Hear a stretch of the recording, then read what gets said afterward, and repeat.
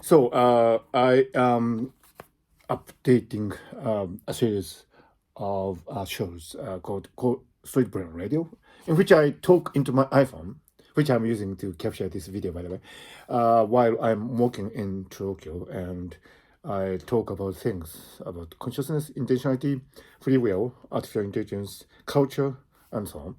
And in the last two episodes, I treated the problem of cognitive closure, proposed by the philosopher Colin Mackey. Cognitive closure is the idea that problems like consciousness and free will might be outside the bounds of a cognitive system, so that as a matter of principle, we would never be able to solve these really intractable problems. And in City Brain Radio number 22, I talked about the intractability of free will. And I argued that probably because if we uncover some hidden secrets about free will, our daily lives would be disrupted. So we might be actually covering it up by actively choosing cognitive closure. Now, this is a really interesting idea, I think, because if you look at people around you, those people who do not ask the fundamental questions tend to be actually doing quite well in life, don't they? I mean, I'm not sarcastic here.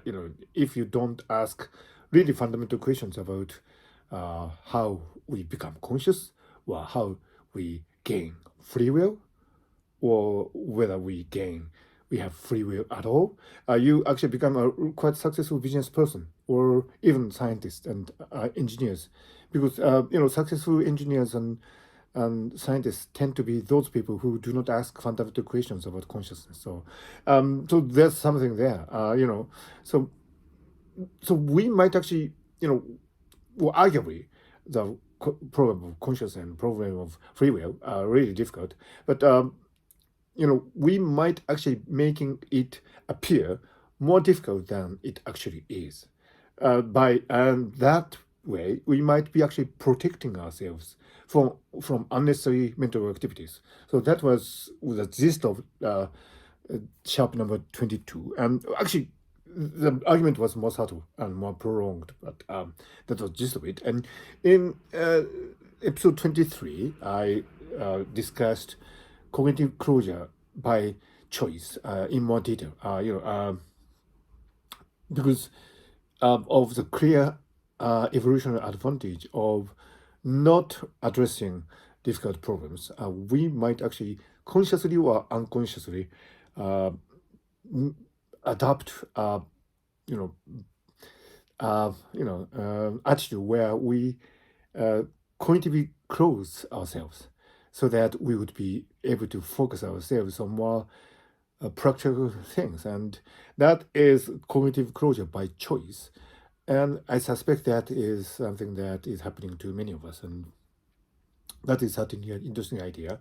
So I discussed these two things, and on my last two episodes of Street Brain Radio, when I start talking about these things, I do not actually have a clear plan of what to say.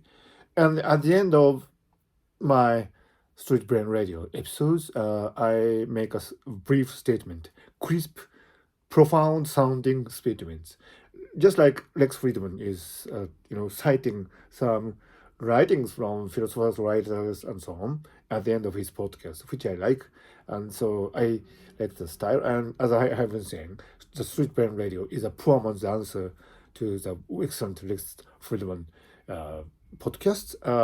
I am kind of, having inspiration from his style. And so at the end of each episode, I make a brief statement summarizing what I have been discussing in my monologue. So these two episodes, I think, can be taken as a series. And, if you're interested, please listen in to sharp 22 and sharp 23 of the Street Brain Radio. So that is the summary and reflection of what I was saying in these two episodes. So thank you.